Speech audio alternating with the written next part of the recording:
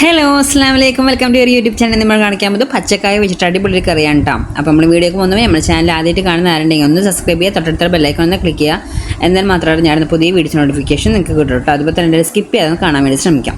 ഇനി നമുക്ക് എങ്ങനെയാണ് ഈസി ആയിട്ടുള്ളൊരു കറി ഉണ്ടാക്കാൻ നോക്കാം കേട്ടോ. അപ്പോൾ അതിന് വേണ്ടിയിട്ട് 2 പച്ചക്കായും 3 പച്ചമുളകാണ് ഞാൻ എടുത്തിരിക്കുന്നത്. ഇനി നമുക്കിത് കട്ട് ചെയ്തിട്ട് എടുത്ത് കൊണ്ടുവരാം കേട്ടോ. ഞാനിപ്പോൾ മൺചട്ടിയിലാണ് കേട്ടോ വയ്ക്കുന്നത്. അപ്പം ഞാനത് കട്ട് ചെയ്ത് കൊടുത്തിട്ടുണ്ട്. കട്ട് ചെയ്ത് ഇതുപോലെ കട്ട് ചെയ്യണം. നമ്മൾ കറിക്ക് വലിയ പീസാക്കില്ല, അതുപോലെ ആക്കണ്ട.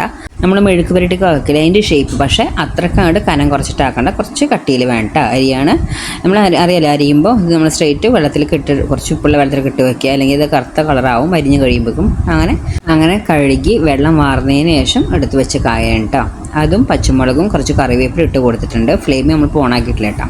ഇനി 1 ടീസ്പൂണോളം മഞ്ഞൾപ്പൊടി ഇട്ട് കൊടുത്തിട്ടുണ്ട്. 1/4 ടീസ്പൂൺ മുളക് പൊടിയാണ്. മുളക് പൊടി ഇതിലധികം ആവശ്യമില്ല, മഞ്ഞൾപ്പൊടിയാണ് നമുക്ക് മെയിനായിട്ട് നിൽക്കേണ്ടത്. അടുത്ത പച്ചമുളക് എരിലതാണെങ്കിൽ ആ 3 പച്ചമുളക് തന്നെ നമുക്ക് മതി കേട്ടോ. മുളക് പൊടി അധികം ചേർക്കണ്ട.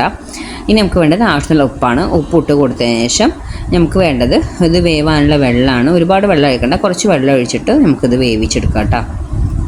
ഇതൊന്ന് മിക്സ് ചെയ്ത് കൊടുക്കുക. ഇനി നമുക്ക് ഫ്ലെയിം ഓൺ ആക്കാം കേട്ടോ. ഇനി ഇത് വെള്ളമൊക്കെ ഒഴിച്ച് കൊടുത്തതിന് ശേഷം ഫ്ലെയിം ഓൺ ആക്കിയാൽ മതി.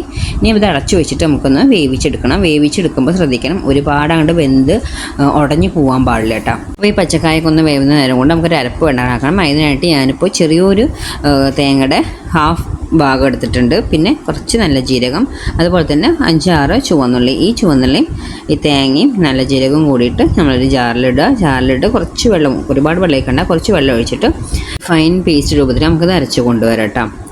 അടച്ചെടുത്തിട്ട് നമുക്കത് അവിടെ വയ്ക്കാം. പിന്നെ നമുക്കതിവിടെ വേവാൻ വെച്ച കായൊന്ന് തുറന്ന് നോക്കാം കേട്ടോ. നമുക്ക് തുറന്നതിന് ശേഷം ഇതൊന്ന് ഇളക്കി കൊടുക്കുക. ഇളക്കി കൊടുത്തിട്ട് നമുക്കിതൊന്ന് തൊട്ട് നോക്കാം. അപ്പോൾ നമുക്കത് അറിയില്ല അത് വന്നിട്ടുണ്ടെന്ന്. നമുക്ക് ജസ്റ്റ് നമ്മൾ തൊട്ട് വെക്കുമ്പോൾ ഒന്ന് ഞെങ്ങിയാൽ മതി. ഒരുപാട് അങ്ങോട്ട് ഉടഞ്ഞു പോകാൻ പാടില്ല കേട്ടോ പച്ചക്കായ. അപ്പോൾ തന്നെ കറക്റ്റ് ഒരു വേവായിട്ടുണ്ട്. ഇനി നമുക്കിത് നമ്മളിവിടെ അരച്ച് വെച്ചിരിക്കുന്ന അരപ്പ് ഇതിലേക്ക് ചേർത്ത് കൊടുക്കാം കേട്ടോ. അരപ്പൊന്ന് ഇട്ട് കൊടുത്തതിന് ശേഷം നമുക്കൊന്ന് മിക്സ് ചെയ്ത് കൊടുക്കാം. അപ്പോൾ നമ്മൾ ഫ്ലെയിം ഹൈയിൽ വെക്കേണ്ട, മീഡിയത്തിൽ തന്നെ ഇട്ട് ഇളക്കി കൊടുത്താൽ മതി കേട്ടോ. അല്ലെങ്കിൽ ഈ തേങ്ങൊന്ന് പിരിഞ്ഞു പോകും. നമുക്ക് ജസ്റ്റ് ഇതൊന്ന് അതിൻ്റെ പച്ചച്ചായ ഒന്ന് മാറി ഒന്ന് ഇളക്കി കൊടുത്താൽ മതി. ഒരുപാട് ഇട്ടാണ്ട് തിളപ്പിക്കേണ്ട ആവശ്യമില്ല.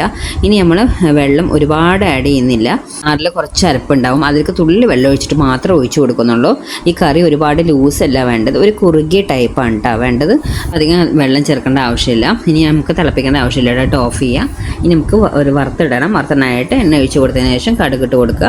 അതുപോലെ തന്നെ 2 ഉണക്കമുളക് പൊട്ടിച്ചിട്ട് കൊടുത്തിട്ടുണ്ട്. പിന്നെ കുറച്ച് കറിവേപ്പില ഇട്ടിട്ടുണ്ട്. അതൊന്ന് മൂപ്പിച്ചെടുത്തതിന് ശേഷം നമ്മളിവിടെ ഓഫ് ചെയ്ത് വെച്ച കറിയില്ല, ആ കറിയിലേക്ക് ഇട്ട് കൊടുക്കുക കേട്ടോ.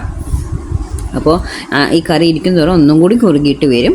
അപ്പോൾ പച്ചക്കായ കൊണ്ട് ഈസി ആയിട്ട് നമുക്ക് ഉണ്ടാക്കാനും പറ്റും, നല്ല ടേസ്റ്റുമാണ് കേട്ടോ ഈ കറി. എല്ലാവരും ഒന്ന് ട്രൈ ചെയ്ത് നോക്കുക. അത്ര നമ്മുടെ വീഡിയോ ഇഷ്ടമായി ലൈക്ക് ചെയ്യാനും ഷെയർ ചെയ്യാനും കമൻറ്റ് ചെയ്യാനും സബ്സ്ക്രൈബ് ചെയ്യാനും മറക്കരുത്. Okay, bye bye, thank you.